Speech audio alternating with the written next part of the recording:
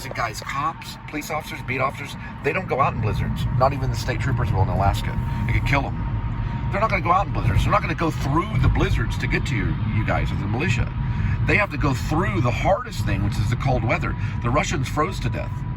So did the Germans when they were fighting each other in the Battle of the Bulge because of the cold. The cold protects RIB because they're all also trained to battle the cold weather. That's why Jed Wilson, and it's already been written, that's why the first thing he teaches them is to jump under the ice and to deal with the cold weather. Listen, if you jump into ice, water, you can die immediately from shock and pass out. He has to make sure that they can't do that. Once you get out of the cold water, and you didn't pass out, as long as you don't move, you will not freeze. So if you fall into freezing like negative 20 degree weather, freezing water, that could be like very, very cold. It wouldn't be as cold as it is outside. As long as you keep moving, you will not freeze. It's been proven by science. He teaches them how to do that, where they cannot freeze because they keep moving. So these people he teaches, which is the militia, they wouldn't be able to get to them. They'd freeze to death.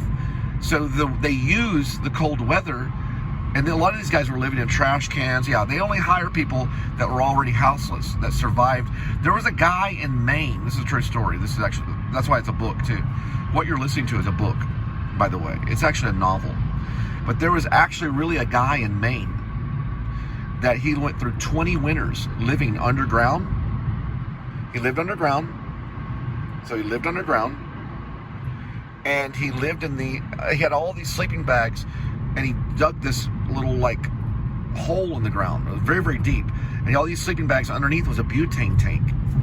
And he would steal from camps. Camps are what they have in Maine. So he'd steal from these camps. He was charged for like 1,000 theft. They didn't lock him up though. They put him under surveillance for a while, but they didn't lock him up. They just didn't want him stealing from camps anymore. So they provided him a home after the 20 years of struggling each winter and 20 degrees below winter. 20 degree sub-winter.